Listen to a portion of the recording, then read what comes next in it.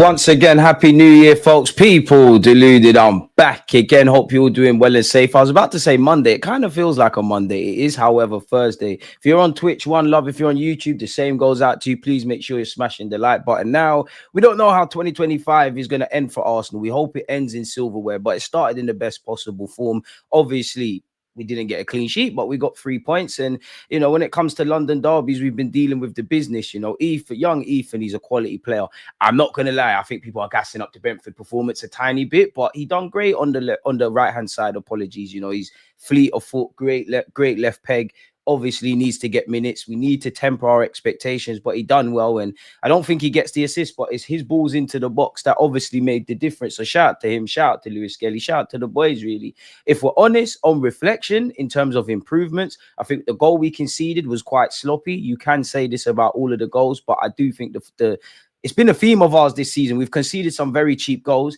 Brentford, that was their first shot on target and they scored. I do think we was a bit emotional in a sense that against Brentford, I think we started well. When we conceded that first goal, it looked like we kind of dropped off the gear and we kind of got a bit nervous. When we equalized, we got back to how I believe we started the game. Of course, we could have scored more goals. Of course, there's injuries. Of course, we want to sign what we need to sign in the market.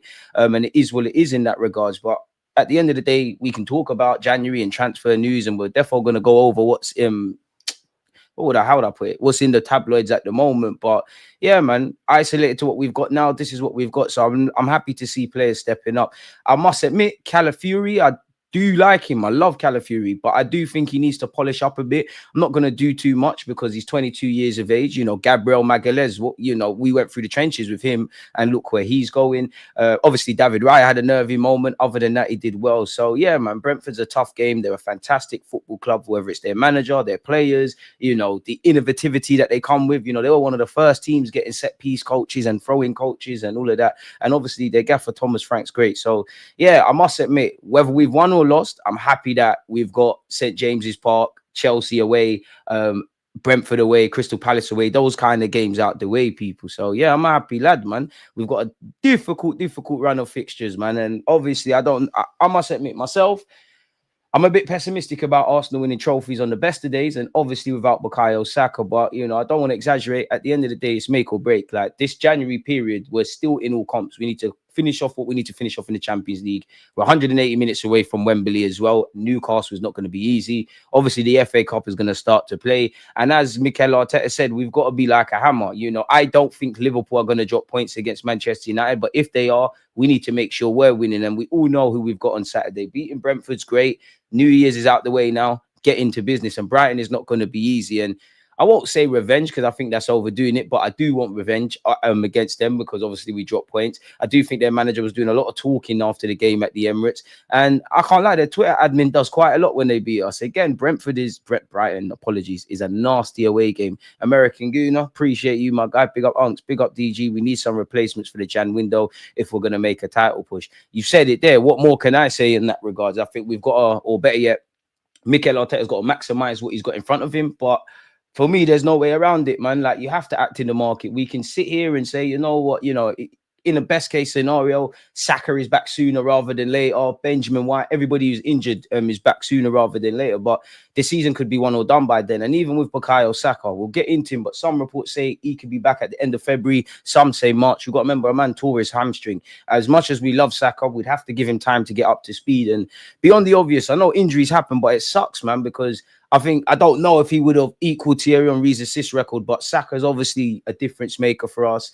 The statistics are there. The eye test tells you everything. He was in a really good run of form, and I do think he still is and still has got a strong kind of output in terms of goals and assists. But where that assist record is, and especially because he takes set pieces and all of those things, and that, like what you saw with Ethan in the build up to one of our goals, these left footers on the right hand side, cutting in on their left, putting it into the box is cash money. I think Saka would have gave a real good arcs of it. But you know what? I might be pessimistic on our title aspirations, on silverware, on the existing available playing options. But you know what? I'm happy to see Gabriel Jesus finding his feet again. It's always nice to see Martinelli score. And it's nice to see people step up. I think Thomas Partey was great, owing to speculation about should he or should he not get a new deal. I think Mikel Moreno had a great game. I still don't think he's I think he's a floor raiser more than a level raiser. I do think there's too many hyper opinions around him. I do think we need an 8 and we need an upgrade of sorts. And we come on now. Like, I think Granit Xhaka is a quality player, but it's not Xavi, it's not Iniesta, it's not Cesc Fabregas. And I still don't think whether it's Moreno, whether it's Declan Rice in that role, whether it's been Kai Havertz, when we had Fabio Vieira and Smith Rowe, I don't think we've replaced that 8. So yeah, I think we need to address these things. But I would say in January, the priority has to be an attacking option, really. Yes, Ethan has stepped up and given minutes and do all of those kind of things. And naturally, I'm going to be shameless and ask the question, when you see what Jesus and Martinelli are doing, when you remember we've got Trossard, when you're seeing Ethan on the right-hand side, I have to be devil's advocate. Do we actually need to sign players? Will the club sit there and say, do you know what, reactionary, in the same vein we didn't sign a striker in the summer because of Kai Havertz's form last season in the second half of the campaign? Do we need to sign players? Of course, the left-hand side, plenty of question marks. I've just touched on it. I would love a midfielder. I don't think there's a single Arsenal fan, whether it's in January or the summer, that would be against the striker. But the priority has to be addressing that right-hand side, man. Like, I don't think Odegaard was terrible against Brentford, but I don't think he's amazing. And we're not finding no cop-outs for no one here. But in the same vein, people used to say Martinelli needs this and that to thrive on the left-hand side. Our right-hand side's our strongest. Kai Havertz peels over to both sides. He wasn't there against Brentford. Saka's not going to be around. Ben White hasn't been around for a minute. And even when you look at it, how many times have we actually started our quote-unquote first choice back four? We actually haven't, and big up Timber, who's come back from an ACL and doing quite well and had some little knocks and niggles of his own. He can't play against Brighton now. So I do wonder what our back line is going to look like, really and truly. Wait, who the hell's going to play right back?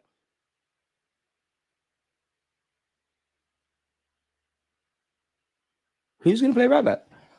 It's Thomas Partey. It has to be Thomas Partey. There's nobody else. There's nobody else. Is there? Josh Nichols will probably be on the bench, but for Brighton, Saliba, Gabriel, obviously, Raya, obviously, probably has to be Partey right back. Do you go with Calafiori? I'm sure against PSG went right back, but do you play Calafiori or Lewis Skelly? I could understand going for Calafiori. I could understand the reluctance to put MLS out there, even though he's not put a foot wrong. I must admit, though, and I'll probably change my opinion tomorrow going into the game. And don't forget, we'll be doing a watch along. At this moment in time, Lewis Skelly left back, Partey right back, the two centre halves in Saliba and Gabriel. Behind them, obviously, David Raya. In midfield, Odegaard. Declan Rice has to play. Naturally, I think he's going to go for, you know what? Moreno, I could see it, but let me scratch that. Lewis Skelly, Partey, Saliba, Gabriel, David Raya, Odegaard, Declan Rice. Shoot me, people. And I know you don't want to hear this. I'm a hypocrite because I don't necessarily want to see this either. Kai Havertz in midfield, Gabriel Jesus up front. Boy, but slap Ethan on the right-hand side again. And you know what? Martinelli go on the left, man. I told you he would start Ethan on the right. Long may it continue. Big up Ethan. I'm all in on signing Hato this month. Boy, I hope you're right, but we're not that kind of club, innit? Like, we hear we've got money and all of these things, but the priority has to be some sort of attacking addition. Big up Sterling. We hope he gets back fit. I want Hato, but surely it's a January thing. If we could do what we did with Saliba, where you confirm the move and then, he joins in the summer, I'm all for that, man. Big up Ambili. All right, DG, been away over the new year. Hope you've had a good one. I did, man, and it's always great to be back here with you lot. Villa already looking to sign Marlon and Antonio Silva. We mean business. I mean, Aston Villa, you got a great manager, good little project.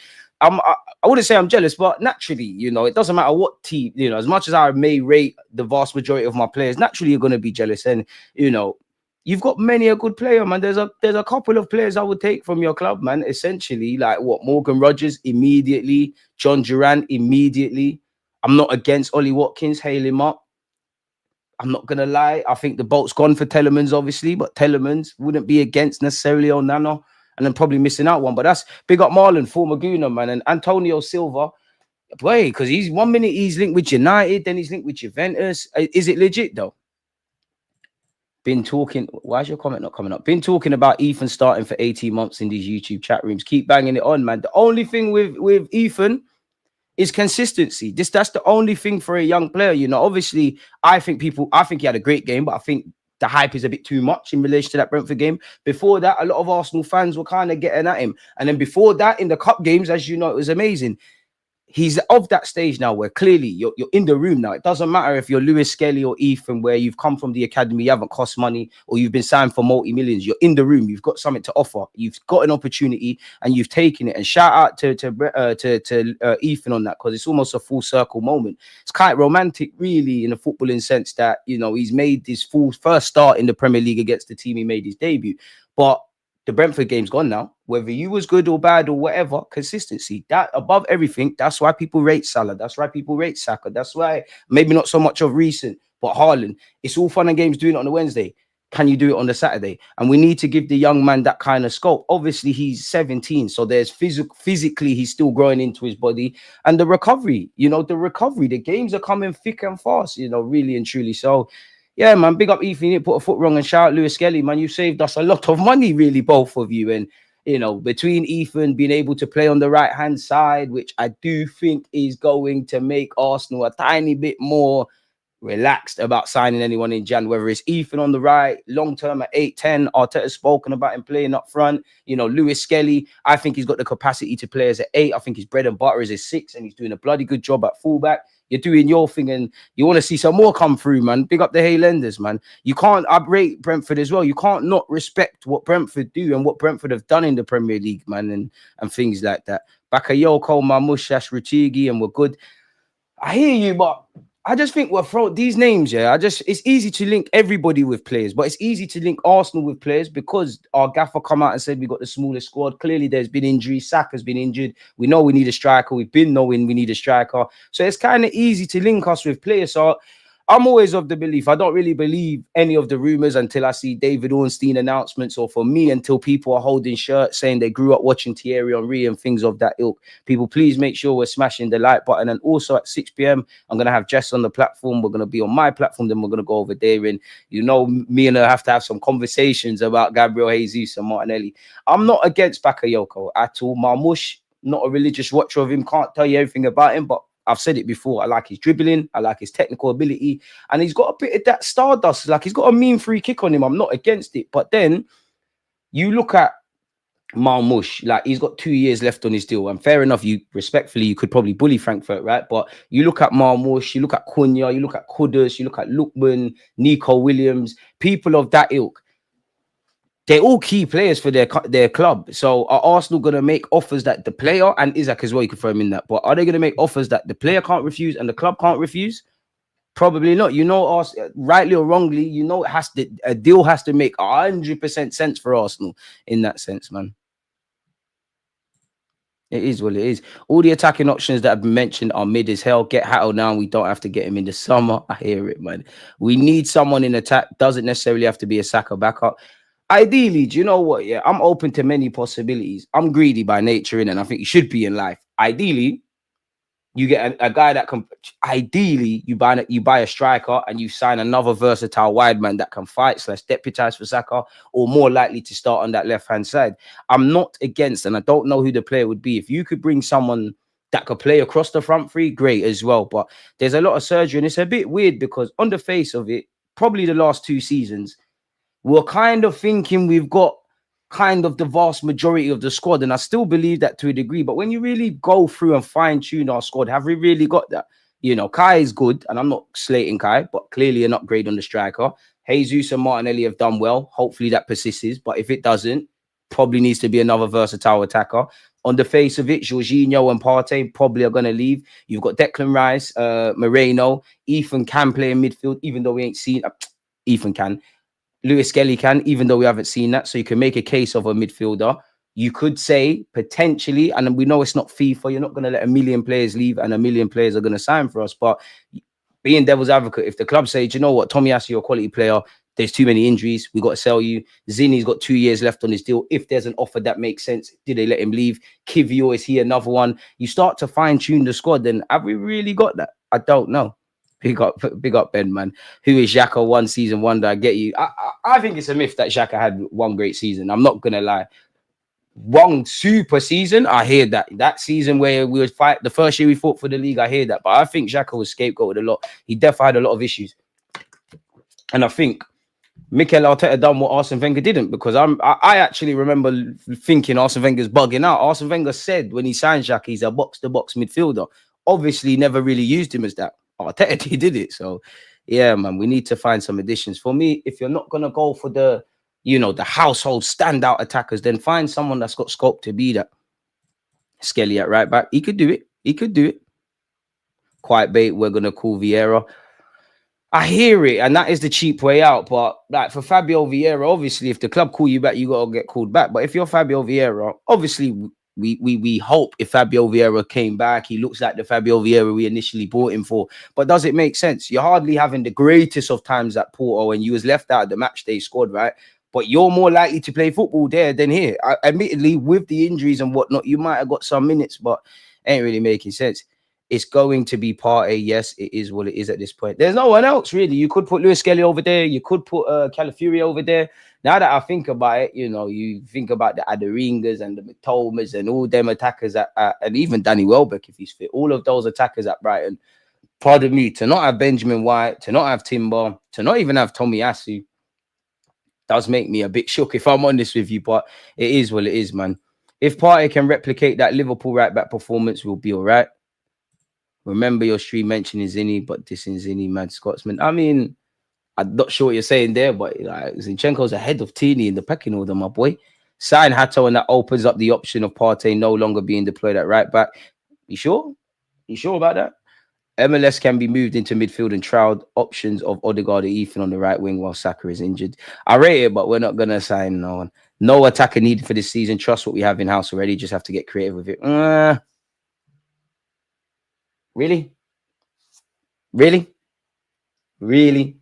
We really don't need an attacker. I respectfully disagree, man, because we've got semi-finals, we've got big games. We're getting into that crunch period now from now till May.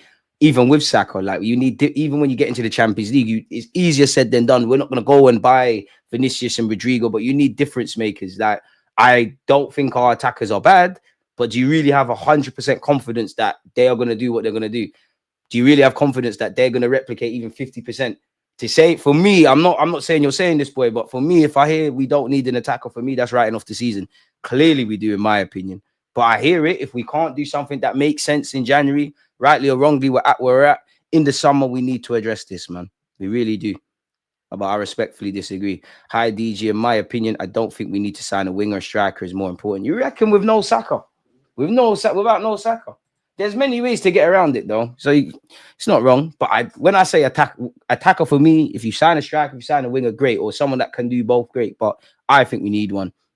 I think he's got a big chance now. Getting regular starts as right wing is an easier intro than taking over for Odegaard when he leads the press, which is true. But also at the same time, like, you got to remember, Ethan's growing physically. Like, he's not going to probably start in no order. He's not going to start against Brentford, play 90 minutes against Brighton, then start against Newcastle, then whatever have you. Like, the games are coming thick and fast. We need to manage the whole team, but especially a young player that's getting to grips physically with the calendar. You got to remember, like, I know he's been in and around the first team for the vast majority of the season and slightly before, but he's not used to 3 games, 10 days, a game a week. You know, academy football is nowhere near the physical level of Premier League or Champions League, and it's coming week to week. And it takes anything from 24 to 72 hours to recover from a game. So we'll have to see. And then obviously, when you've got a small squad, the players that are available and are fit, naturally they're more prone to more wear and tear. Which for me, more next season. Like, when does the season start? August of 2025. I want to be able to look at those previous statements from Mikel Arteta about we've got one of the finished squads and know that we finally drew a line under the sand, because I probably a broken record, but it does feel like a lot of the issues directly or indirectly that we're facing are kind of self-inflicted as a club. Who do you think we should sign this month? I mean, if I would love to wake up and we've got Kudus and Isaac, I would move heaven and earth for Ryan Cherky from Lyon. I wouldn't be against what's his name, man? He plays for Lens, light skin guy, plays up front. He's young though. I'm not against him. Can't imagine Lons are gonna ask for that much, bro. I don't believe it. Saka's injury is being a blessing for us. I don't think Saka's injury is a blessing, if I'm honest. I don't want to see Kai in midfield. Rice, Moreno, Odegaard is better. Jesus is a start up top. Kai off the bench. I'm not gonna lie. I think Kai, if Kai's over his illness, I think he's going to start against Brian. I think he needs to, man. Like, I don't want to see it in midfield, but I think on a couple of occasions you can get away with it, man. I think we should sign Osimhen, DG. I'm not against it, but I'm not as high on Osimhen as a lot of fans, man. Only attacker I see us signing is a Swiss Army knife that can play across the front line, less than 50 billion. I mean, that could help us. Jonathan David would be incredibly underwhelming. He's a definition of mid. Yeah, he is. Jonathan David is the same as Balogun. Like, what's the point? I'm glad Havertz didn't play yesterday against Brentford. I wouldn't be surprised to see us go for that backup goalkeeper again, send Neto back and bring in another loan. That is something that could be done. Anything else is 70 plus or Isaac, or we have to believe the club will activate a minimum fee release clause when these are already frugal as, oh my God. If you aren't convinced by Jonathan David, then I don't know what you're expecting the club to do in regards to making a signing. He was okay. This is about Xhaka in some seasons, but those reds and wild moments overshadowed it. True. I don't think we're going to recall Fabio Vieira. I'll be real. I am very doubtful in that. I mean, I'm not against it because we ain't got no one. Xhaka, people overrate him. He was good, but I remember even best season, people were saying we need another 8. Arsenal fans don't have balance. When is White scheduled to be back? By the way, also Raheem. You'd have to ask Mikel Arteta, man. At this point, we see them when we see them, and I must admit, I don't want us to rush these players back. I know the club are not doing anything that's going to harm players intentionally, but you could argue there's been a couple of occasions, Tomiyasu, like when he come back against Southampton and he's gone again. Now, I do think, to be fair to the club, I'm not criticizing the players. I feel the players have battle themselves internally, because I think the players in a good way are liars. I think if we woke up tomorrow and we're in February and Saka's fit, like he's signed off, if they ask him, do you feel good? I think Saka might know in the back of my mind, I feel 90%, but he'll still play. I think Benjamin White is a madman. He'll genuinely feel he feels 30%. And then you go out there and there's setbacks, man. We miss Saka so much, man. Just imagine Uncle Jorginho at right back and started panicking. No, Jorginho's not going to be playing right, but that's crazy. Partey's actually all right defensively at right back. It's just the attacking output is not there. Hopefully that will be less of an issue if Gabby's can step up again. I mean, I don't want to see Partey at right back, but I must admit, I do think there's an exaggerate. If he has a terrible game, which I haven't seen yet, fair enough. But I think when people see it on paper, Partey at right back, to watch actually what you see in front of you on TV or if you're in the game, I can't lie. I think people exaggerate, man. I really do. He's still in midfield anyways. Like when we played Fulham, people were like, oh, Partey right back was the biggest issue.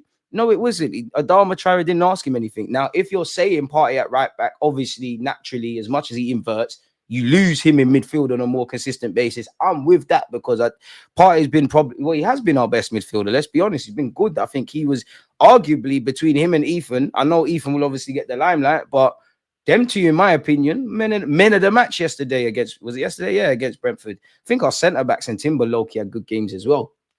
I think David Raya and Calafiori, more so Calafiori, wake up a bit.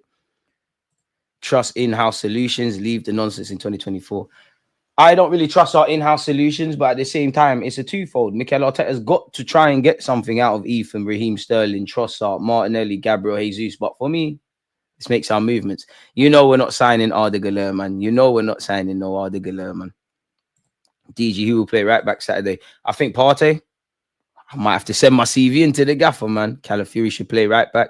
Boy, if we need an attacker that badly but don't have the money for anyone, are you down for recalling Fabio Osego Jr.? That has to be it. It firmly is shoehorning FC. Man said, I'm already tired of this transfer window already. I mean, it's the 2nd of Jan. Get strapped up, my boy. Pause. I'd recall Fabio just so we don't have 4 left backs on the bench. And that's something that concerns me as well, because we don't have that many attackers on the bench. Like, who did we play before Brentford? I'm sure we only had 1 attacker. Obviously, now with Ethan starting, we have even less on the bench. You really got Trossard. Semenyo, I like him, but how much are Bournemouth going to ask for? He's key to them. Everybody knows in the Prem you got money. How much are they going to ask for him? And how much would Arsenal deem is probably too much money? I think Osimhen's Serie A form was all attached to, I can't say his name, so I'm going to say KK. We'd rather get KK and have him make life easier for our other attackers in the front line by drawing attention and beating players. DG, how about Rashford as a striker on loan with option to buy? He can then operate on the wing when necessary. Nope. I've said it before. I never like to see anyone in this life down on their luck. I love an underdog story. I like Rashford. These man, them I'll always stick up for a lot of players, but I'll always stick up for Rashford, Bukayo Saka, Jadon Sancho, Raheem Sterling. We all know how the press deals with them, and I do think a lot of it is unfair to Marcus Rashford. I do think he's got a lot of faults. Clearly, he's not behaving himself. Clearly, he's indisciplined. But I think there is a correlation with him doing what the government in this country should be doing, making sure kids have a breakfast, and the press just aggressively drawing him out. Like, cool, Rashford is messing up right now, whatever. But have you seen how many times these publications are reporting the same thing with such aggression? He even had to come out and quash one of them, saying that there's, someone made an article saying that he's changed agents or agency or something like that. He had to come out and say that's nonsense. So I'm rooting for Rashford, just not at my club, bro. Just not at my club. I'm rooting for you. You know what? If you go somewhere else and you play amazing and you lot sit here and say, boy, DG, why don't you take a chance on Rashford? I'll hold my hands up. And it's not that I don't want to. Part of me is like, I wouldn't be against Rashford if Arteta could get a tune out of him. But at the end of the day, Rashford is a big boy now. Still doesn't know his job. Still battles with inconsistencies. Even when he gets those strong goal scoring seasons, you're still not really convinced. He's going to be on big wages anyways, obviously. I don't know if you're going to show the level of consistency and buy into the level of pressing. Can't talk on people's off the field life. But at Arsenal, well, to be fair, Jorginho in the last week or so, it's getting a bit mad for him. But generally, all you hear is, all you see is people getting girlfriends, people getting engaged, people getting their wives pregnant. Rashford is in the papers for all the wrong reasons. So I don't know if Arteta's on that. And you're not in the match. Well, you're in the match day squad, but you're not getting minutes. So I'm going to ask you to learn a new system and have to impact immediately. I don't think it makes sense. And I'll be real. Rashford can't play up front. Rashford cannot play up front. I mean, in certain games, naturally he can play up front, but on a consistent basis, Rashford cannot play up front. His intelligence, his link-up play, his runs, they're not consistent enough. That's why he is a left winger. You could be a quality left winger in that regards. Up front, myth. And even that, to get Rashford on loan, like somebody said earlier, you're going to have to smash the like button, people. Keep going. Big up the Twitch gang. You're going to have to either cancel Neto or Sterling's loan. Don't think we're going to do that, especially in Sterling's case. Neto, I'm not sure. It don't make sense. It really doesn't make sense. So I'm rooting for Rashford, but just not at my club, man. Not every player has to be down on their luck and we have to bring them in and whatnot. Like, we've done that a couple of times. Odegaard needed a home, which obviously is a bit different. He needed a home. We gave him a home. We're laughing. Whether you rate Kai Havertz or not, he's clearly been a much better player than people gave him credit for. Remember all them articles that were already having him as flop of the season before a ball was kicked? Cool, we've got there. Not everyone, we don't have to save everyone, We don't, man. We don't have to save him, man. Tommy Ass is a chill guy. Notice the difference in fluidity versus Brentford compared to Everton, Ipswich. What do you put it down to? Part in the sixth, for me, different class. I must admit, I don't see that much difference. I think if anything, Brentford want to go forward a lot more than Everton. I do think we moved the ball a bit better, but I think people are overdoing it. I don't think there's that really and truly. I just think the game there was a bit more space. I still think there's issues in that regards, but I agree with you in that Partey in the six is great. Maybe Arteta's found little tiny tweaks since then. Partey started slow, but has been our best player this season so far. I think he's been quality since the season started. I'll be real, but I hear that. And he has, man. And that's the thing. Do you give Partey a new deal? It's that age-old thing, man. Like, obviously, the reasons you could say no, find that long-term replacement. Obviously, he's on big wages.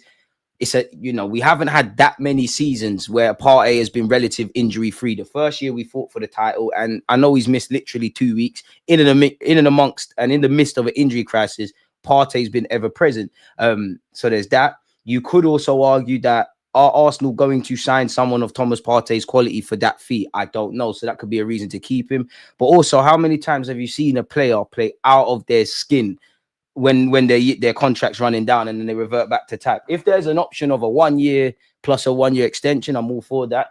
Obviously, we're in January. Technically, Partey can agree a move for in the summer with someone else. There is some rumours that Partey's got the club have a 1-year extension clause in Partey's contract. Obviously, I have never seen Partey's contract, so I can't verify that.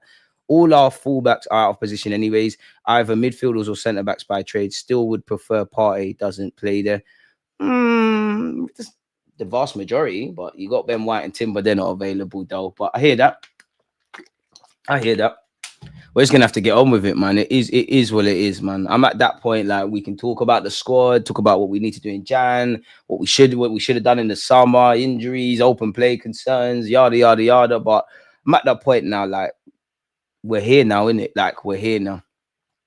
Exactly, and even that with Rashford, that for me, it's your decision making is terrible, bro. Like, it probably is worse than Martinelli's, and that's even saying something. Or give or take, they're both frustrating. And Rashford, I feel it's a bit like Phil Foden, in that people get in this trap of kind of talking like these lot are in their early 20s. Rashford's a big man now, like, you're an England international, you've played for England and done stuff, been in tournaments and whatever have you. You've won stuff at Man United, you've played for Manchester United. You should get it, Rashford. If anyone gets, like, being able to handle the pressure of playing for a big club and performing and all of that jazz, it should be Rashford. Rashford's a passenger. Respectfully, obviously, confidence is one thing. It wouldn't surprise me if Rashford goes somewhere and it's amazing. Sometimes you just need to get out of an environment. But at this moment in time, what are you going to do? Like, 5 to 10 games, what are you going to get from Rashford? There's going to be some, because the thing is, Rashford's got quality. We've seen him score some great finishes in the Premier League and against us. He's got ability. He's got talent. You just don't have consistency. I don't believe in your decision making. There's too much baggage now. Go somewhere else. Now, if we signed Rashford at 26, 27 and it all worked and, we fall for this, Arteta can get a tune out of him, and, Rashford plays like the Rashford he will look like if we all opened up a tab and just typed in Marcus Rashford on YouTube, winner, chicken dinner, everybody's happy. But I'm not on it, man. I'm not on it. Like, you got away, you've done the Havertz thing. It's very different, but you did the Odegaard thing. Fair enough, Raheem Sterling is injured at the moment, but the same kind of things that were said about Rashford, people were saying it about Raheem Sterling, and we are allegedly in a title challenge. Now, don't get twisted. There's many players, Martinelli and Jesus, who are doing all right now, but you don't know what you're going to get from them game to game. Have we got time to carry passengers? We're already carrying some, respectfully. Have we got time for that? And I'm not even against the no leftovers thing and all of that. Just Rashford, allow it, man. Would you take Garnacho? I'm more likely to take Garnacho than Rashford, and just because he's younger. I actually like Garnacho, but he'll frustrate the living daylight out of me, if I'm honest with you. DG, should we go to PSG and get Xavi Simons for a huge fee in the summer? He'd be perfect for the left wing spot because we haven't got that left wing spot locked. Simons is him. I'm having Xavi Simons. He can play all about the place, really, and he's clearly quality. Kudus is a hella unrealistic, man.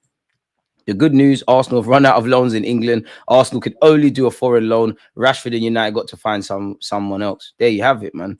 Our media is a national embarrassment, unfortunately. We all know where it is and why players like Sterling, Rashford, even Bellingham get these negative articles written about them. Rashford's got to leave the UK. He probably does, man. And there's some reports linking him with clubs in Spain. The thing is, with Rashford, yeah, whether I believe in him or not, if he truly is available, it would not surprise me if Arsenal, Spurs, Manchester, everyone apart from Spurs, by the way, they're not a big club, but Arsenal, Spurs, obviously Liverpool and City, that's nothing. PSG, Barcelona, it wouldn't surprise me if these clubs are interested because everybody likes Rashford. But when you break it down for the wages, for the fee, it don't make sense. Rashford needs to go play football because at the end of the day, Rashford, you're 2 years away. Well, no, a year away from the just over 2 years, just over a year away. I'm massive pooling from the 2026 World Cup, and you're not a shoo-in. You're not a shoo-in. Rashford has to get his life together. Natalie, good afternoon.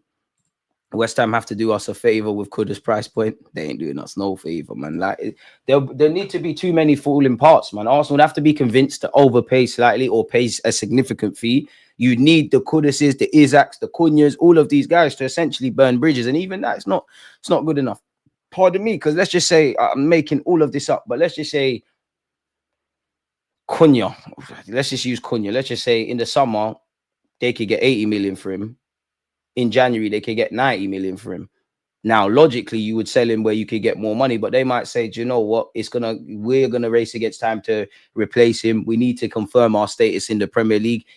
we'll take that. It's going to be all profit anyways. We'll take that little thing there, really. And even with where you got Kudus concerned as well, like half of these players are key players, and naturally that's going to be the case. So we've got it all to do, man.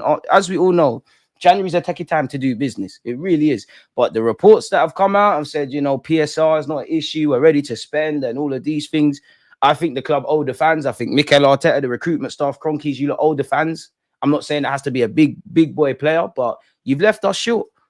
You've left us. This is like, unfortunately, the issues we have in our squad are self-inflicted. And they're nothing new. No, not a single issue that we have moaned about. And there's many reasons to be positive, but not a single thing that we have moaned about as Arsenal fans we discovered this year. And if we did, he was living under a rock.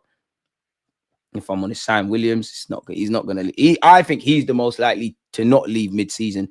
Please, Arsenal, do not give Partey a contract.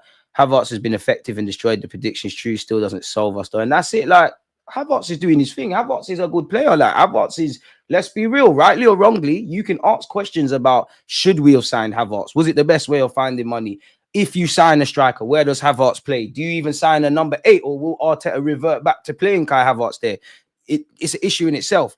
But I don't think any of that is isolated to Kai Havertz. Like, Kai Havertz did sign himself. He's not playing himself in certain positions. He's done his thing. But the issue with Kai is you're a good player. We're just asking squad players to do stuff that they ultimately can't do, really, if I'm honest. We need a striker. I think we can all agree, unless a miracle happens or there's a unique opportunity, the striker thing is going to get parked off until the summer. Let's be real. Kai Havertz is one of our most reliable players in a sort. I'm like, yeah, the goals are not there and you don't know what he's going to get. But let's be real, man. Like, who's really been one of the players really for the last year or so really doing it, whether they've scored or not? Kai Havertz is one of our most reliable players. I just genuinely think maybe with Jesus and Martinelli, more so Jesus' form, it changes things. But when you get beyond, obviously, if everybody's fit, the Odegaards, the Saka, Saliba, Gabriel, players, obviously Raya, Kai Havertz has to be one of the first names on the team sheet. We still need a striker, though. We ain't got time for romance, man. Contract renewal year bluff is something else. Just look at Salah. True. Partey has already been replaced. Just let him finish his contract and leave, lads. Havertz is 80 months deep, and as much as I want him to play, I don't know his best position for the team still. Striker, maybe. For me, I think he's better up front. I think games where you kind of have to fight, and it's one of those typical Premier League games that on occasion, I think you can get away with him in midfield. But on a consistent basis, if you're talking Kai Havertz, like you said, DG, like, you got 5-10 games now. Kai Havertz has to start for your team. Where's he playing? I prefer him up front. I prefer him up front. I think he's more assured of himself up front. I don't really feel the 8th thing is him, if I'm honest. But what do I know? Sign Zubamendi. I love Zubamendi, but I think that one day is gone, man. And he's always 1 minute he wants to leave, and then he's like, oh, I want to stay at Sociedad. Like, I'm not on it anymore. Havertz is a centre mid. Arteta just tells him not to play midfield when he deploys him as a midfielder. DG, who would you get rid of, Partey or Jorginho? Jorginho, for me, Partey is pure class. Moreno is not on Partey's level.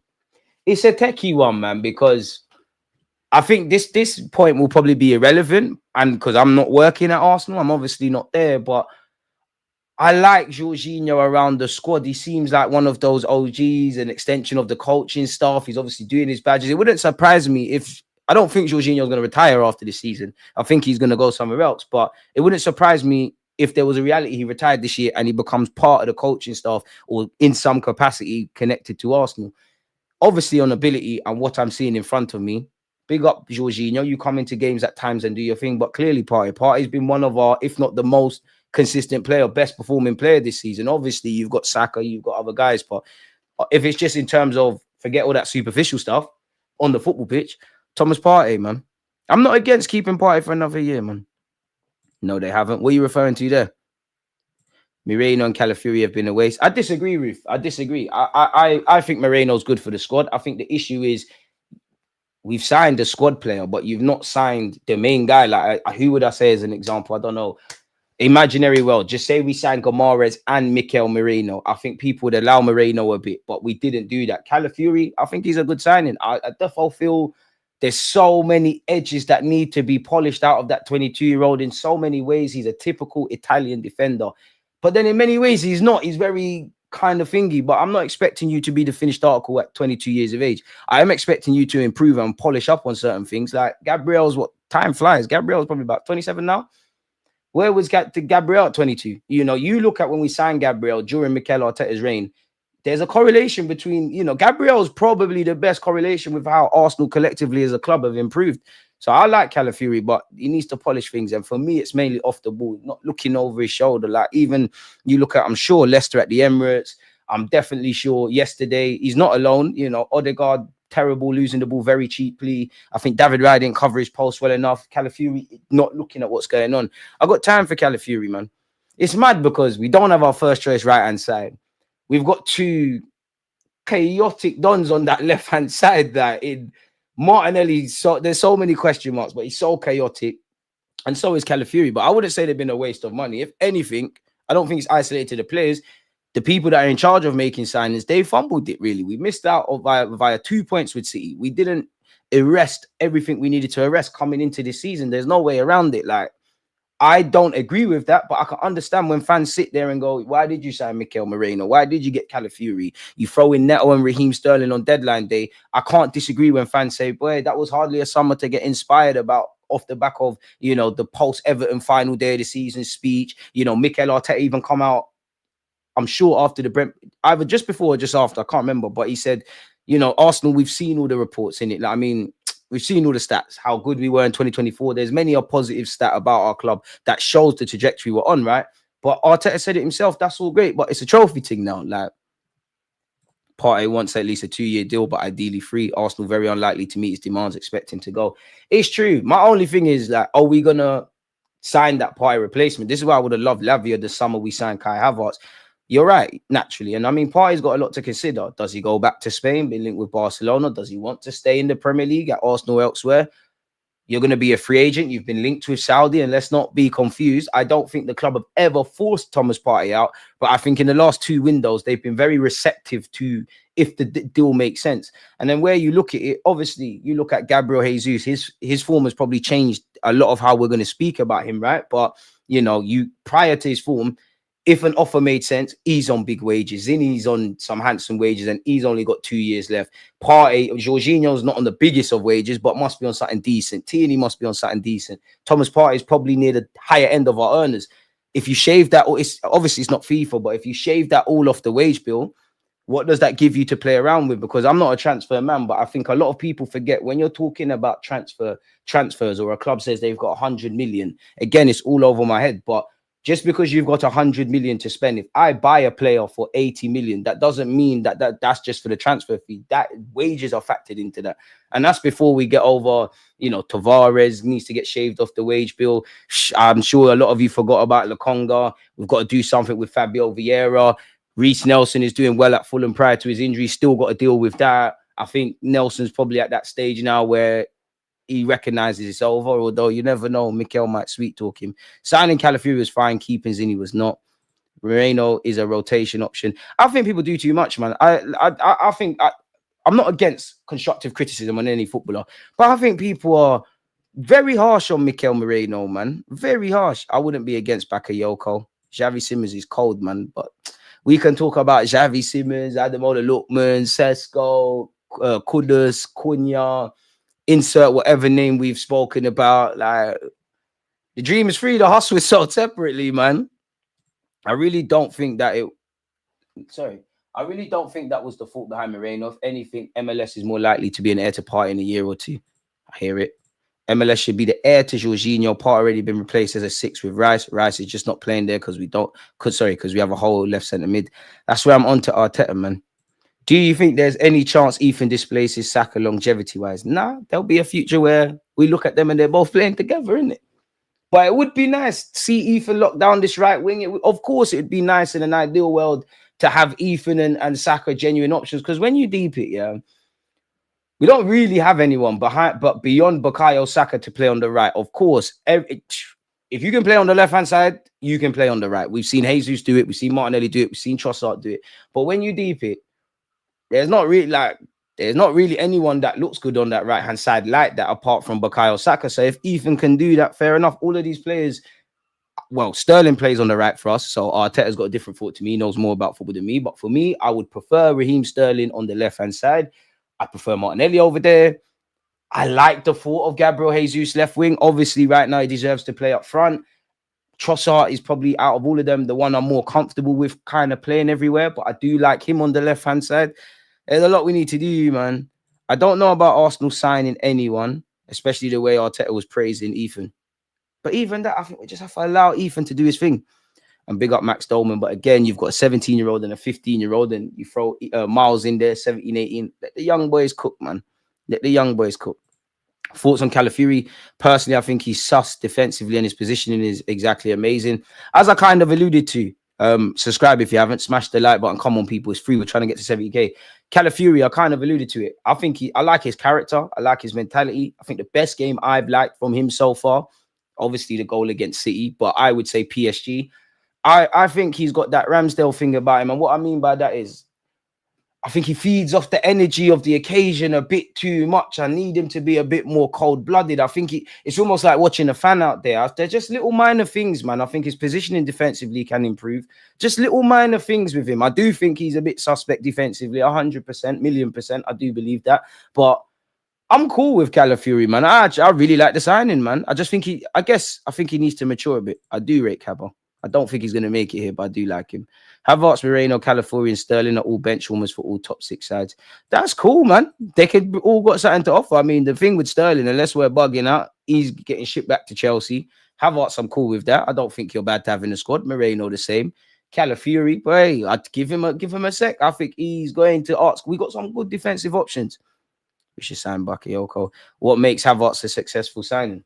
Because for me, I maintain we need a striker. I maintain we could have spent that 65 million better. I don't think I think he can be part of the squad. I don't think in the ideal world, if we want to be title challengers, there's no way he's going to be the main striker or in midfield. But I think for me personally, he's exceeded my expectations. I think he's shown a lot better consistency than a lot of players here. I think he's been all right. I think the issue is you being me saying that is still not enough. I don't think there's no way you can say Kai Havertz has been a flop, because the expectations were on the floor anyways. Many people didn't want him. So like, I don't feel right saying Kai Havertz is a flop. Do I think he's a difference maker? No. Do I think we could have spent that 65 million better? 100%. Even last season, I mean, the past is irrelevant, but even last season, who stood up to be carried that second half of the season more than Kai Havertz? I'm not saying he's the only one. I'm definitely not. And I'm not, Kai Havertz plays for Arsenal, always support him, but I'm not no Kai Havertz supporter like that, innit? Like, you get it, but he's been all right, man. He might not be a cup of tea. He might not be the guy to take us to the next level. But for me, Kai Havertz, if I was Arteta, which I'm not, I'm still signing a striker, but Kai is part of my plans. That's the issue, though. We take guys that can be rotation options, that can be in the mix. We make them the bona fide starters. And then we're kind of surprised that we don't go to where we need to, man. Havertz is ironically starting at any club not named City or Liverpool, although he might actually start for Liverpool. Shameless. I don't think he starts for Liverpool, but I see the angle. City, forget it. He starts for Spurs. Everybody starts for United. Shit, Kivio starts for United. Well, Kivio, Tini, Zinchenko, boy. Arteta will shoehorn Havertz and make it work because he has no choice. 280 a week can't be on the bench. I hear that, but with the money in the Premier League, if Arsenal want to go to where we want to go to, yeah, surely there's going to be a reality where people are on handsome wages, on big money, like essentially City got them, we're going to get them. We've had that with Jesus and Zinchenko up until recently. So I do hear that, but I also agree with you in the sense of you got to justify why Kai Havertz was there. I take Chilwell and Disasi. I'm more likely to take Ben Chilwell. There's nothing Disasi can do for Arsenal. Kai Havertz has one goal in all big games we've played since and it's against Spurs. Ruth, that's not true. He's got 2 against Chelsea. And even that, like, it's not really fair to Kai Havertz because goals don't always mean you played well. I'm not, like I said, for me, I think if you name the Arsenal strongest 11 and whatever have you can have whoever you want left wing. I think every Arsenal fan knows SAKA is 100% on the right-hand side. Of course, you could say Gabriel Jesus, especially with his form, but I think in the last year or so, it's Kai Havertz up front. Now, if you just focus for me on those 3 attacking positions, if there's some unique world where there's a player twice the ability of Bukayo Saka and Arsenal want to sign him, you'd be a fool not to go and do that, as much as I love Saka, right? But that's not going to happen. Can you upgrade on Martinelli or Trossard and whoever's on that left-hand side? 1,000,000%. Can you upgrade on Kai Havertz? 1,000,000%. So I'm on that. Kai gets worked like a horse. That dude's pure work rate. He is, man. DG is the president of Moreno Defense League. No, I just believe in fairity, bro.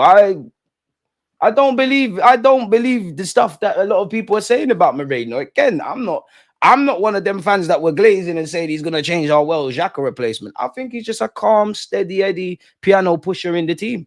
I don't think he deserves a lot of the hyper opinions about him. You know, I'm not talking about criticisms. By all means, you can criticize. I just think there's just too much. DG Lewis Kelly looks a better right back than Calafiori.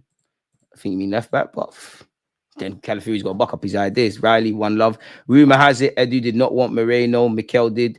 Edu wanted a true six. Well, then I rate Edu for cutting. Then if man are not listening to you and Arteta's clearly got more power, go somewhere where your opinion's valued like that, innit? Sesko and Nico, the key targets, decided to stay with their teams. Not that the team didn't try to sign up front. Then there's no excuse then. Like, is there only two players? Because that takes me back to the summer of Rafinha. Like, when we tried to sign Rafinha, the Athletic come out and the well-connected David Ornstein said, Rafinha's first choice is Barcelona, then Chelsea. We're still there. Why are you going to keep messaging a girl she don't want to chat to you? Go and find the next one. And again, I hear it. If you can't get your best targets or your first choice targets, I hear that. But with the money available that we have, the resources, the scouting that we've got, these positions have been known for a few years. Are those really the only two players that can improve us? Really? If we was a prime City side, prime Madrid side, prime Barcelona side, even the Invincibles, I'd hear it. Really? Really? Really? I know Gabriel Jesus is doing his thing.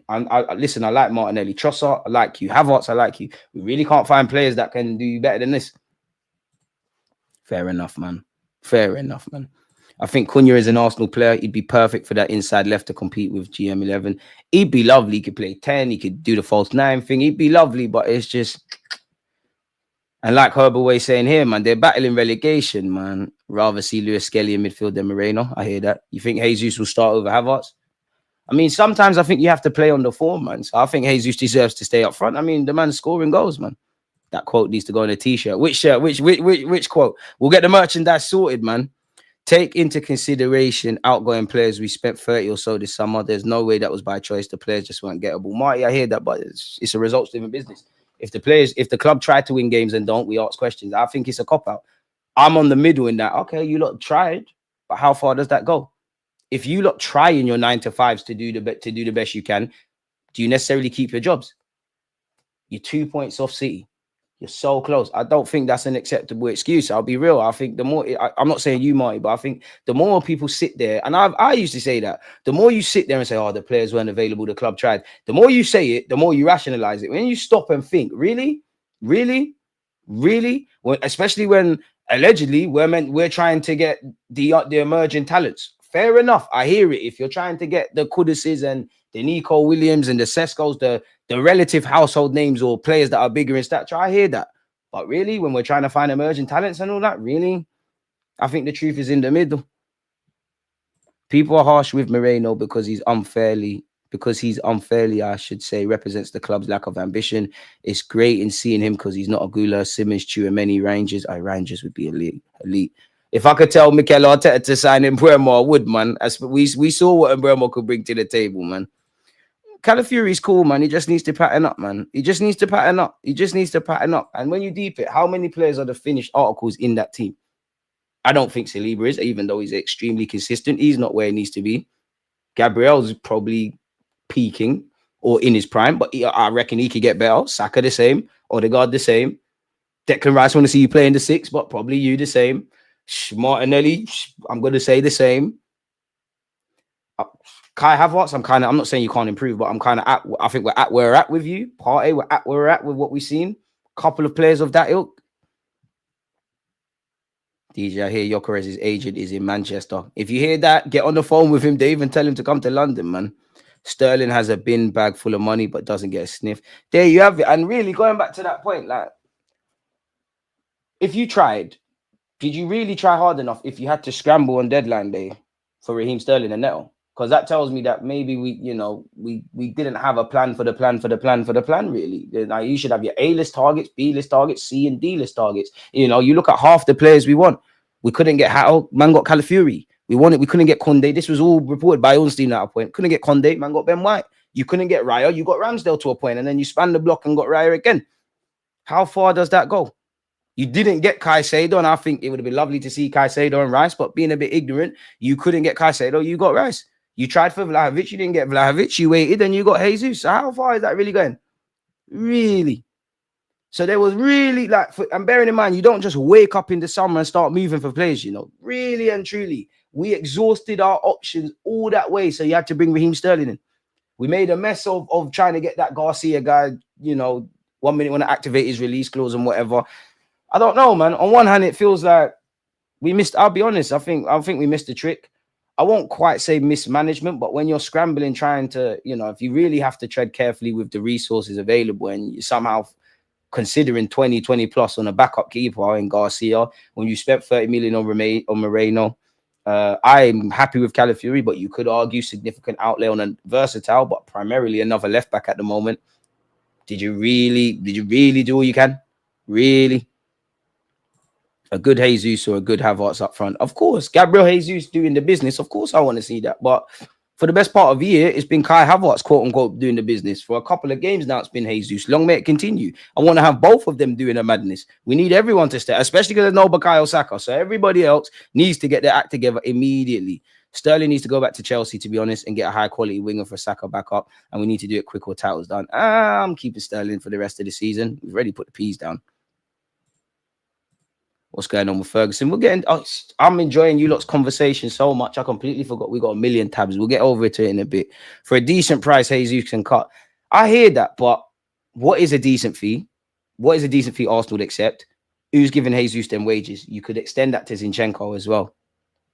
Saliba's agent talking to Madrid. It's all over the internet. I mean, boy, if Madrid want you, you know what time it is. I mean, surely from now to the summer or the next, well, to be fair, the next couple of months, Saka and Saliba's new contracts have to be the top priority. So it wouldn't surprise me.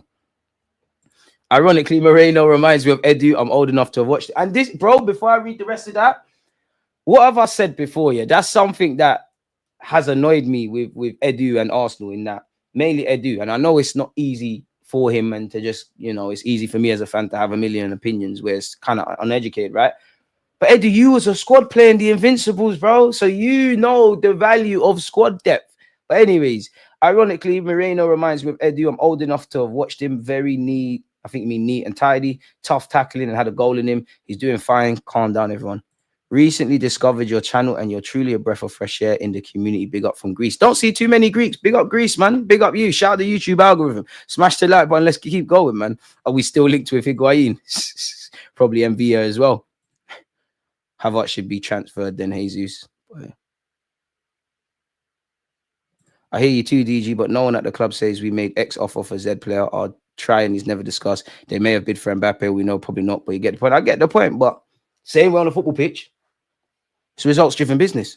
I'm sure, even though we dropped points against Chelsea, against Newcastle, against Bournemouth, whoever, Brighton, there was a red card. I'm sure the boys went out there and the manager went out there to win, but he didn't. How far does try and go? There's no excuse. I can't lie. I'm with you, but I don't think there's no excuse. There's no cop-outs, especially when it's been evidently clear for a while now exactly what we need. That's his name, Garcia. Bet we're going back for him. I wouldn't mind, because the YouTube clips, he looks all right, but I wonder with the Garcia thing, I'm not saying we're going to get rid of David Raya, even though you look at Mikel Arteta, every couple of years he gets itchy feet around goalies, yeah, but you do your research on that Garcia lad. He looks decent. I'm sure for Spain, he won the Olympics recently. He's a young goalkeeper who really just started breaking in last season into the first team for his team. He's now playing in La Liga and that. He's in his early 20s. How long, you're going to spend the P's on him? In an ideal world, if he's better than David Raya, respectfully, great movie. If he's as good as Raya and Arteta really starts coming true on the stuff he used to say about Ramsdale and Raya, in that I'll rotate my goalies, I'll sub at halftime. I think that's the biggest cap I've heard Mikel Arteta say in his time here anyways, but fair enough. But my point is, it's not like a Neto thing. Like Neto, and I'm sure he even wants to play. He's experienced. His career is winding down. He's probably well aware of where he is. This is a young man, younger than Raya. How long is he going to want to be second fiddle? Or before Arteta would have to make a decision, Raya? Is it Raya going? Is it my man? I don't know. Maybe, despite all of that, he's cool to be second choice. I don't know, man. Jesus is doing well, and Havertz is better as a second striker right now. Bringing Cunha, Dibbling tomorrow, man.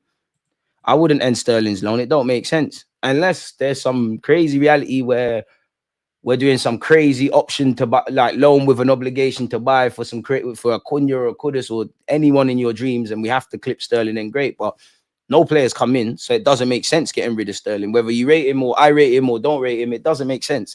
For me, it doesn't make sense. I would keep, even if in an ideal world we sign a striker and a winger, I'm still keeping Sterling for depth. You've already committed to paying the piece for the loan. You might as well just let him see it out. Of course, if he wants to leave, then that's completely different. Hey, what a summer that was. Would love to sign Kudus, but would be difficult in Jan, maybe a summer transfer. I swear we're linked with a Belgian keeper. I'm not sure. Goalkeeping coach better relax anyways. If it's the same guy that suggested Rinison, he best shut up. Hey, do you know what? Whoever done that, I think that's the biggest error under Mikel Arteta's reign here. I think that's the worst signing, just because there's no qualities. I wonder where Rinison is these days. And that's why you should smash the like button so I can get to 70k people. If Rinison can play Premier League football, scratch that, be a professional footballer, I must be able to get 70k subs this year. That's why people never doubt yourself. How is Rinison? And I'm sure I'm Rinison. I'm sure I'll take you for my Sunday League team. I don't know, because you're not even looking at Sunday League quality, but how? Because you don't just sign someone. Like, I need to see the clips that Mikel Arteta, all the coaching staff, Edu, and everybody, like, you signed him for £1 million, fair enough, or something like that. Not the biggest fee, but £1 million, people. Like, deep it. Imagine £1 million in front of you. Like, look how many process go through transfers, and no one said, boy, you know what, this guy's meaty. Or did we say he's meaty, but there's an issue? Probably the same you suggested that Marquinhos, brother, man. I don't know, man. I don't know.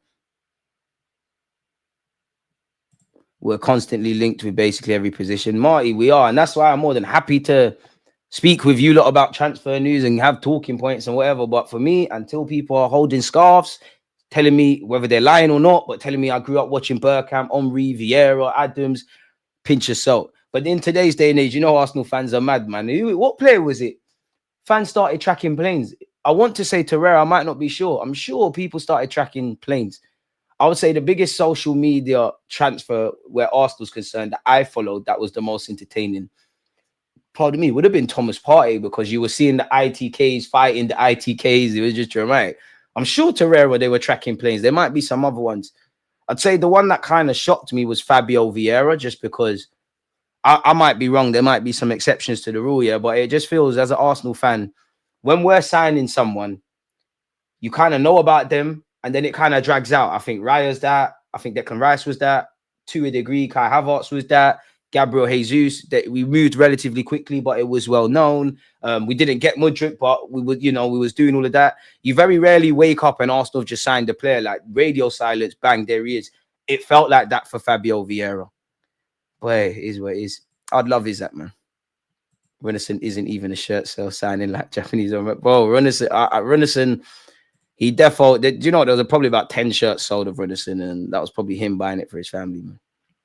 This club is very, very values driven. We aren't transactional like Chelsea. We are more like Liverpool. We only sign players within our parameters. Frustrating, but it's always been the Arsenal way, which is true. But for me, you can still make it happen. You can still make it happen. And I do agree. Like, the Liverpool model is that.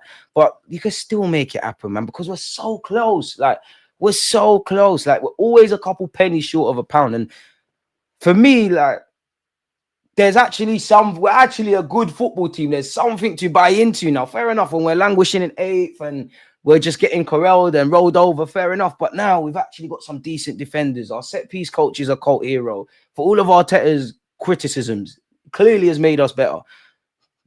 But yeah, we just need to go over the line now. Like, we've got enough. If we want to keep being part of the pack, you've got enough to do that. If we want to win a Premier League, which I think is improbable, a Champions League, which right now I think is impossible, want to be wrong on both, something's got to give, man. Keep the likes and subs up, people. Love Deluded Gooner's channel. Great guy. The best is coming for you, G. God bless you for all contents and info. Greater things for sure. I'd love Osimhen. What can I say with messages like that? You're far too kind, my guy. I'm not as heavy on the Osimhen train as a lot of you, but I'm not turning up my nose to Osimhen. I don't know what it is with Osimhen, man. I remember a couple of years, Charles Watts came out. I think the summer we signed Jesus, Charles Watts came out and said that we was trying, that we spoke to Osimhen's agents. Not sure what happened there. There's got to be something in that Osimhen stuff, though. Happy New Year to everyone, including yourself, Oliver, if we ain't linked up since 2025 has started. There's got to be something, man. It's a bit, for me, it's like Ivan Toney. Now, obviously, I might be being naive. Who am I? I'm not in the footballing world, right? But Ivan Toney was linked with everybody. Maybe there was offers, but it weren't public. But he ended up in Saudi, respectfully to Saudi, the Saudi Arabian League, and you got paid. But out of all the chatting he was doing, I want to play for Madrid, this club, that club, all the others. Where did you go?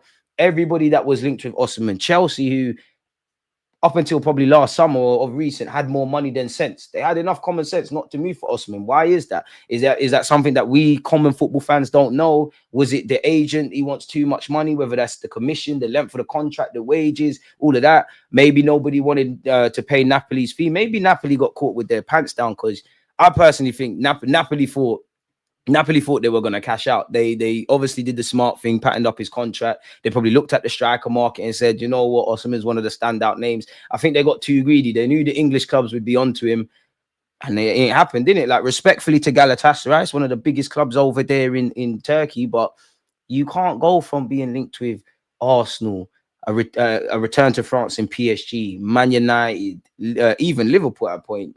All of the big clubs, again, being linked, and these clubs actually being interested is a different thing, people. But surely you can't go from all of these teams being linked with you and you're ending up over them sides. I wouldn't have been against Ivan Toney. I think for Ivan Toney, I don't know anything, people. By the way, big up, because we got 106 likes. If you hit the like button, God bless you. Keep going. If you want Arsenal to sign a player, hit the like button. I don't think it's anything to do with Ivan Toney from a footballing basis. I don't think they like him as a person, and that doesn't mean they necessarily hate him. I don't think Arsenal taken to him in that, if I'm honest. Ain't heard from any players in Saudi apart from Ronaldo. Nobody cares about that league. I care about it. Any Saudi club content creators or any Saudi club content teams that are looking for content creators, listen, sign me up. I've always loved Arsenal, but honestly, before I knew about Thierry Henry, I knew about El Hilal. So the unique values and qualities of that club. Shout me. I'm ready to move to Saudi. I care about them. I'm trying to get that money as well, man. Is Osimhen even bagging in the Turkish league? He must, I don't know, to be fair. He must have decent standards. The last time I saw him play, I'm sure he scored against Spurs. Disappointed that Salahuddin hasn't been a single game. But DG, would you take Zertsky? I like Zertsky. It's just not what we need, and I just think you're soft, man. I don't want to sound outdated, but I think I don't want to sound like a typical Premier League fan in it, but obviously you want players who are technically sound. You want all of that kind of stuff. But I think one thing that gets overlooked is character. I don't know him as a man to be questioning his character. But I want people that have character. I don't think he's got that, man. Of course, you know, it would hurt anyone. Your teams, some fans are booing you. You got subbed at halftime. It's embarrassing. I don't think you got it. And you said you're a 9.5. Like, if there was no Jesus, no Havertz, we signed that Isaac or that top striker, and Zertsky's a number 2. He's just floating about, sure. But come on, man. The guy's like 6 foot odd. He's saying I'm a 9.5. Safe. Sometimes certain leagues are just not for certain man. 9 league goals. He'd be our top goal scorer, but we will not be able to fulfill fan requests. But pardon me, I wouldn't mind how we spend if we actually had a top sporting director. And that's another thing, you know. Obviously, I don't think we've got an interim. The club are going to have to make things happen, but we ain't got a sporting director. It's a madness, you know. Like, we have to find some sort of tie over for our star player. We ain't got no sporting director. You know, I would say there's been more questions than answers this season, but we're still within a fighting chance of winning the league. Of course, a lot of things will have to go in our favor, and we'll have to control the controllables. But it's never a dull season. It's never a dull day where our club's concerned, man. Isaac was in London for shopping. They got us thinking he was signing for us. Hey, that was funny, you know. That was funny. That one was funny. Social media can be crazy. If we start to get into some of these tabs, people, apparently, Sammy Mokbel said Arsenal are hopeful of having Bukayo Saka back training by the final week of February, with a view to having him available to play in March, though the decision to undergo surgery following consultation with a specialist may extend his layoff until April. For me, I'd rather him come back in April because I want to see you eradicated from this. These hamstring injuries are techie, and when you start getting lengthy layoffs like this, as we've seen, whether it's an ACL, whether it's a hamstring, you start picking up little niggles and knocks when you're rehabbing. So if Saka not being part of what could be a decent season for us, but we put this injury to bed, great. Of course, from a fan perspective, I want to wake up and have him back here sooner rather than later. On the topic of Saka, Sammy Motbell has said there is an intriguing situation brewing with Bukayo Saka ahead of Thomas Tuchel's first games in charge of England in March. Declan Rice, Bukayo Saka, representing your country is the highest order. Yeah, it is. It is. I will never begrudge a player for doing that. But Saka with this injury, Declan Rice, and anyone, even Ben White, if Tuchel brings you back in, sometimes can you do what the other players are doing? Like, you don't need to have 100% attendance. Can you pull out of? Can you look after yourselves and pull out of the pointless friendlies? Because you lot are some of the top footballers. And what I mean by that is if you're them lot, if you're Rodri, if you're Kevin De Bruyne, or if you're a top player in the Premier League and for your country, you're playing, I don't even know, but we all know how much games you're going to be playing and it's not getting any better. Look after yourselves. Please, please. Especially because if, 2026, you want to be part of that World Cup squad. Arsenal are hopeful of having Bukayo back training by the final week of February with a view to having him available to play in March, though the decision for the winger to undergo surgery following a consultation with a specialist may extend his layoff into April. If Saka plays for Arsenal by mid-March, it raises the prospect of his availability for England's first two World Cup qualifiers against Albania and Latvia. You can do that without him, man. You can do that without him. On the 21st and 24th of March. Tuchel's first games in charge, and then the title chasing side of two crucial games before then in March, away to Man United and at home to Chelsea. Saka, look after yourself. It goes without saying that Saka should be one of the first names selected in the England squad when fit. You see my STARBOY, see the way he's saying about that. Hey, select Lewis Skelly and Ethan, debuts immediately. It also goes without saying that Arsenal want to protect their star forward during the early stages of his playing comeback naturally. Oh, that's it. I mean, we don't really care about all this other stuff, people. But yeah, man, it is what it is. Let's keep it moving. We went over this before a few weeks ago, but a few days ago, apologies. But this article is basically the long and short of it. Neto loan may be cut owing to a lack of game time or whatever. Koulibaly's agents offered him to Arsenal. Apparently, Arsenal are interested in Florian Wirtz, like half of Europe. Apparently, there will be money available. We know we're interested in Sesko and Nico Williams, but it can't be done. Sane is of interest, but he's not seen as a long-term option. Arsenal are admirers of Arda Güler. Nobody can see that happening. Cunha and Brian Mbeumo, as well as Isaac, are of interest, naturally, people. And yeah, Tierney's probably the most likely man to leave in January. If not him, then Marquinhos. In fact, we've Josh Robertson has signed for Wigan. Best of luck for your future. Yeah, so moving away from that, Arteta, who, regardless of the obvious, as a manager, for one reason or not, you've probably got to keep your cards close to your chest. On the transfer window, he said, at the moment, it is to keep looking after our players, keep getting the best out of them. Let's see if there's an opportunity. Let's look at it. But at the moment, the focus is on our players, and they're really good. Then he said, people, it depends on the game. On if the form of Arsenal's attackers suggests they don't need to strengthen in Jan. Very naive, because what was said against Everton, now, cool, we smacked up West Ham. We scored a couple goals against Brentford. It's quite funny. A week is a long time in football, how much the opinions fluctuate. But anyways, it depends on the game, on if we score or not. That's the narrative. I really like my players. I really value what we have because it's a lot of quality. Sounded like me and Football Manager before I went out and bought Isaac and them guys there. We have been linked with Ferguson of Brighton, in which I guess you would be more of a rotation option in what's left of the season. I guess long term you could get games, but does it make sense? Obviously, Ferguson, if Arsenal come for you, you have to listen. It's a big club. It's a privilege to play for this team, but you're not getting in to the Brighton team, and that's the second manager, because you was in and out the side under De Zerbi. My man, I forgot his name. I can't remember his name, man. I'm not even gonna lie. But you're in and out. Surely it makes sense. Pause. It makes sense for you to go somewhere. I don't know if you're gonna be the number 9 for West Ham. Big up Antonio, because he's he's on the mend after his car crash. But I don't know who they're gonna play as their striker. West Ham, maybe there's an option. Fulham, I don't know necessarily if you're going to play ahead of Jimenez or even that Munez. Surely it makes sense to go somewhere where you're going to play significantly, because that's what this man needs. But Ben Jacobs has said Brighton are still deciding whether to listen to offers for Ferguson in January. Several suitors have already inquired and are yet to receive clarity. Brighton's focus just on getting Ferguson fit for now. Oh, fit.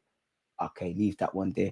Allegedly, Arsenal, Fulham, and West Ham are among those alert to an opportunity. Arsenal unlikely to spend big on a number 9 now, but open to the possibility of a January addition under the right circumstances. In addition to a summer striker, Isaac and Sesko are both strong targets. Challenge at the moment is that although a half-season loan is very appealing to several Premier League clubs, Brighton are currently inclined to insist on an obligation clause if they decide to let Ferguson go in January. What do you lot make of that? Keep your thoughts coming. Arsenal allegedly lead the race to sign Eintracht Frankfurt's Omar Marmoush amid interest from Liverpool, PSG, and AC Milan. I'm having him. AC Milan, glorious club. PSG, big money, and probably out of the 4 clubs, linked with him. Easiest way to respectfully to Liga. Go PSG, scumbag a league title and a couple trophies there. Liverpool, especially if Salah leaves, Liverpool's obviously a magical club, big club. You got your fellow Egyptian there, could chat to him. I mean, they had Salah. We had El Nene in it. Like, El Nene, cool your boy, man. Cool your boy. Let's get this going, man. Cool your boy. Cool your boy. Cool your boy. Arsenal have considered a move for Manchester United forward Marcus Rashford, but are unwilling to pay more than 25 million for the 27-year-old. Okay. Anyways, Man United will try to sign Gyökeres from Sporting this month in a bid to save their season, but a deal is expected to cost 80 million. Should we get involved in that? Could we get involved in that? Again, we could be due a couple of percentages from a player that left Arsenal in the summer. Romano has said AS Monaco agreed personal terms with Mika Beref as fave option for striker position. 21-year-old striker wants Monaco move. Talks underway between clubs with Stuttgart to agree on the fee. Now, Stuttgart paid Arsenal a record club fee for him, but this is a quick flip for them, innit? You look at Tavares, you look at him. Hopefully, we've got a decent sell-on clause for this individual, man. So, yeah, man, big up Mika Beref, man, doing his thing, linking up with Balogun. We have apparently entered the race to sign Christopher Nkunku. I don't believe this personally. We have bought players from Chelsea before. He can play up front. We need players. Does it make sense for Arsenal to spend whatever these lot want on the 27-year-olds? Who knows? We do like bargain hunting at Chelsea. Manchester United have also been linked. Apparently, we're monitoring the situation as well as Barcelona and PSG. We're all still linked with Dani Almo as well, people. 8-man shortlist leaked as 1st January deal confirmed. So that's probably about Josh Robertson, who left and signed for Wigan on a 3.5-year deal. Marquinhos, you need to cut. I don't know how we went, respectfully to you, Marquinhos, how the hell we went to Brazil and came back with you. I don't know. Nicolas Pepe, man. What's going on? I don't know who that is. Let me stop. Anyways, people, apparently Arsenal want to forward this month and have 8 players on the shortlist. Newcastle's Alexander Isak is in brilliant form at present and remains of interest to Arteta, although Arsenal signing him in Jan looks almost impossible, with the Magpies valuing him at 150 million. Cunha and Buemo are 2 more names on the shortlist. Sane's been thrown in. Sesko's been thrown in. Wirtz, Odegaard and Nico Williams. So everybody just remixing the same ish. Arsenal would consider allegedly cancelling the loan of a backup goalkeeper Neto rather than Raheem Sterling if they need to bring in another loanee. Fair enough. What has Marmoush spoken out and said? What have you said? What I can promise the fans is that I'll give my all for Frankfurt in every game. I'm not thinking about a transfer. I'm living in the here and now and enjoying my time in Frankfurt. Fair enough. Enjoy your time, my guy, and then chat to El Nene. Arsenal must ditch a reported 41 million pursuit of Jonathan Bakayoko after Ethan shined. Big up Ethan, but we still need attackers. I'm not sure we're even really in for Bakayoko. What's Arteta said? In relation, Havertz missed out with a bug. Said these things happen in this period. There's always things. Throat infection. Pause. I'm so silly.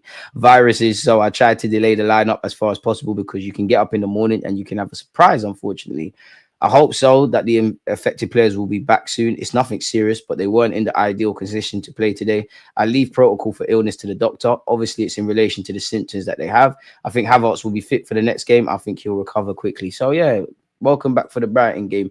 Arteta was very impressed with Ethan. Naturally, people. I mean, we don't need to read that. We're all impressed with him, people. And good full circle moment for him. You know, in September 2022, at 15, he made his debut. And at 17, he's got his first start. Keep it up, lad. Keep it up, man. And he did well, man. Away from home. Difficult atmosphere. He did what he needed to do.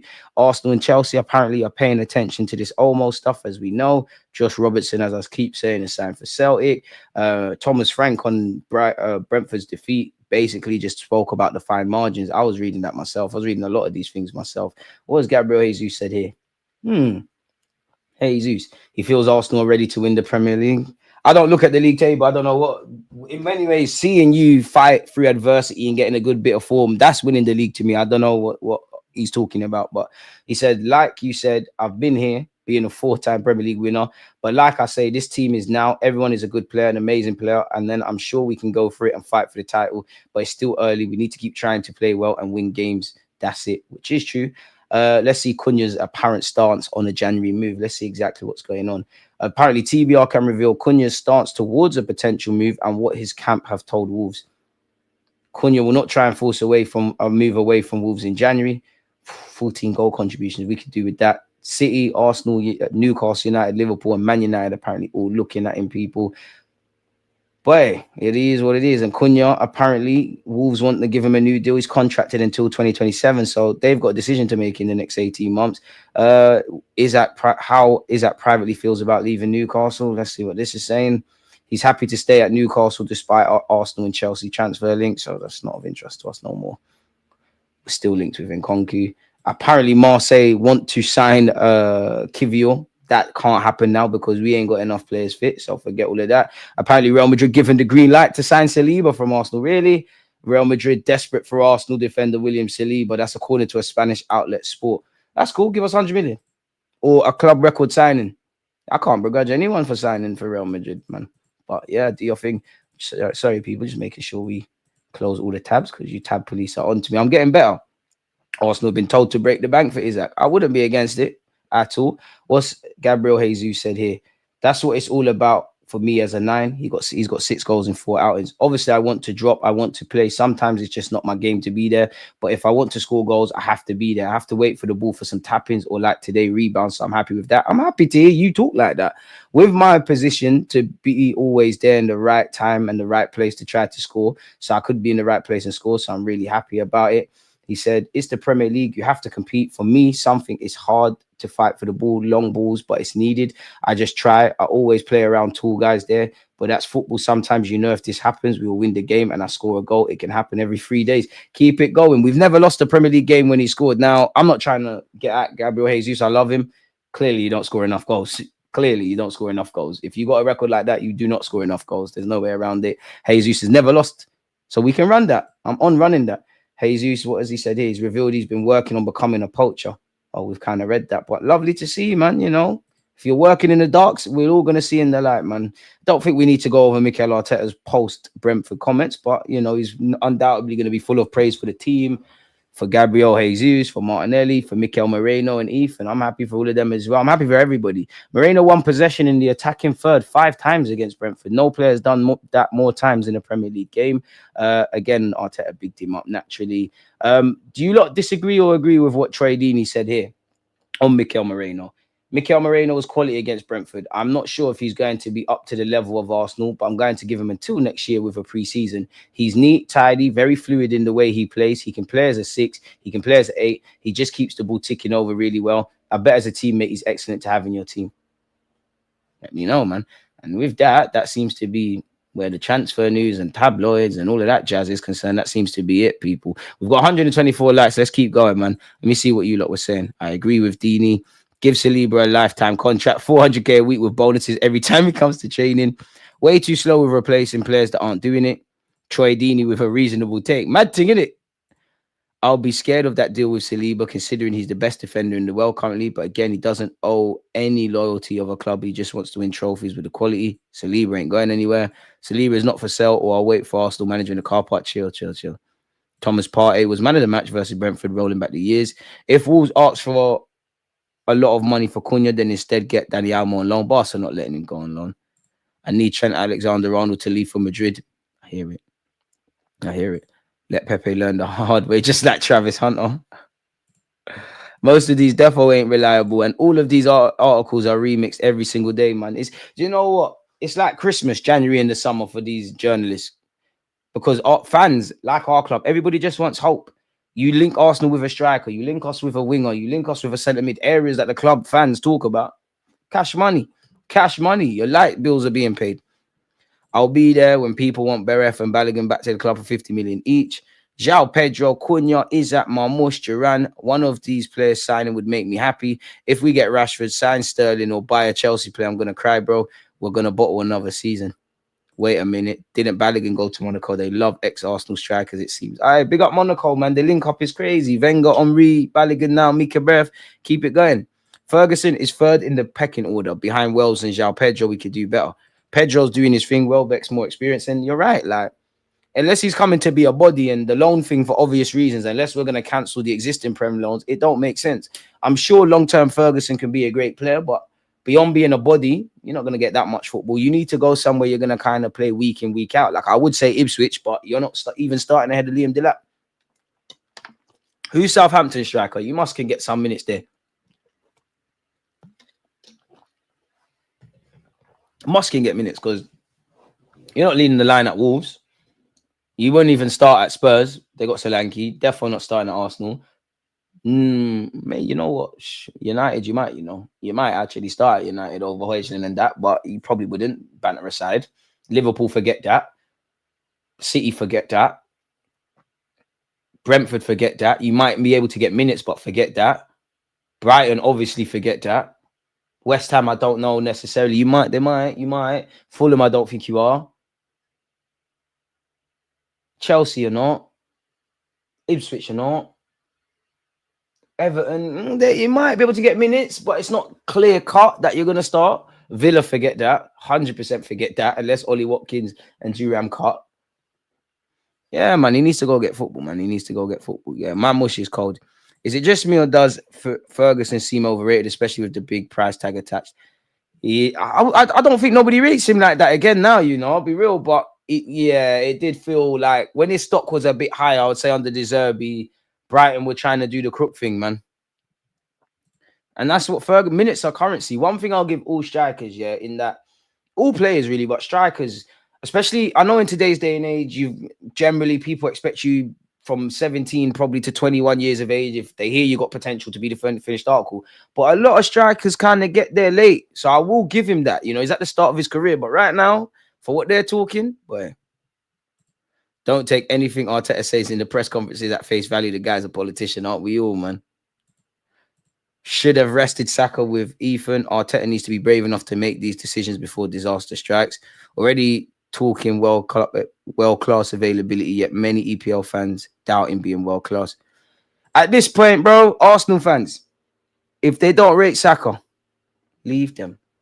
Leave them, because they're lying. Don't engage. You don't rate SAKA? Okay.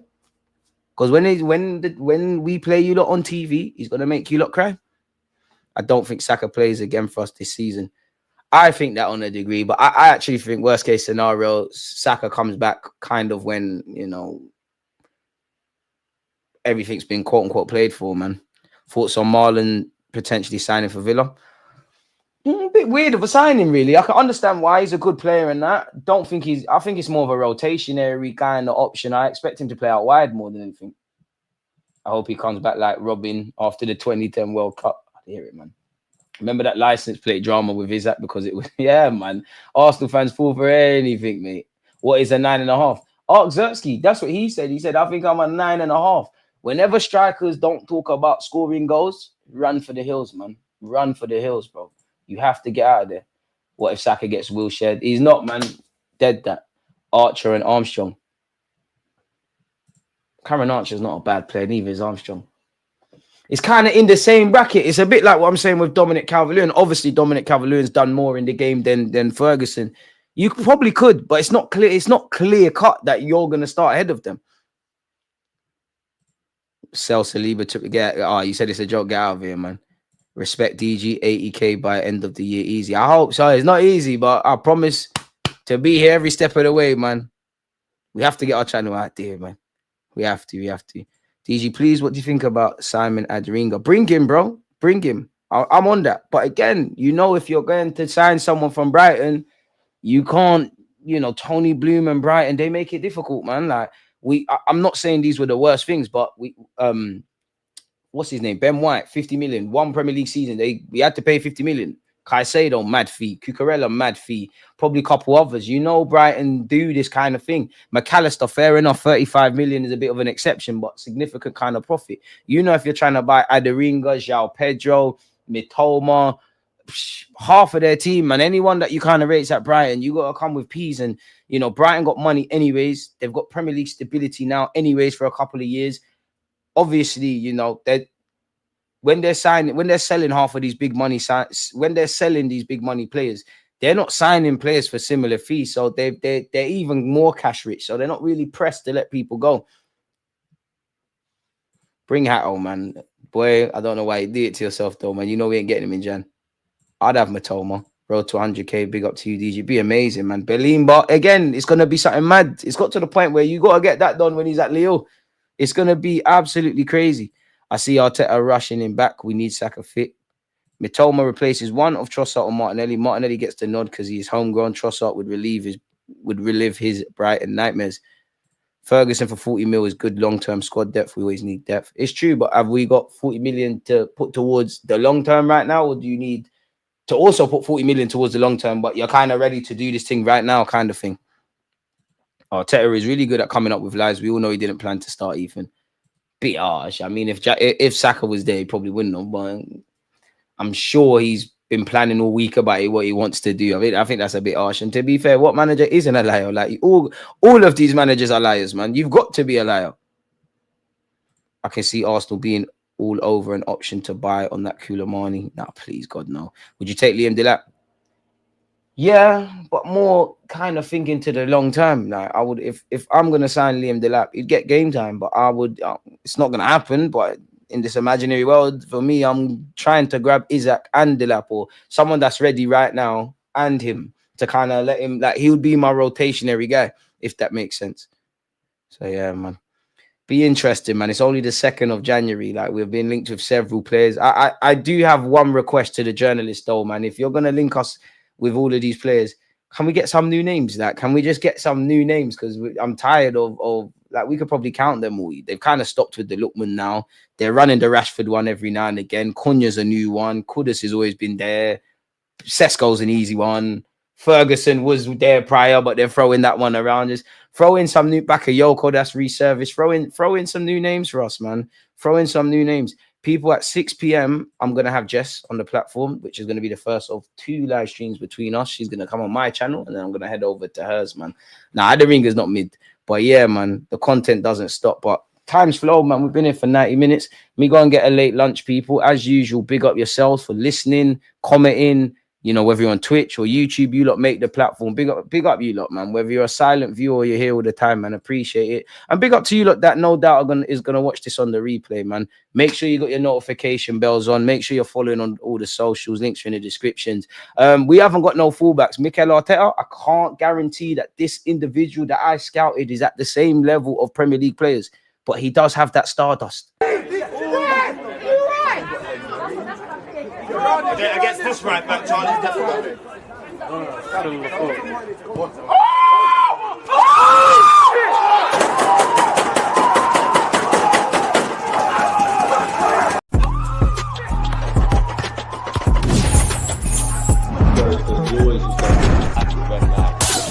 think it's like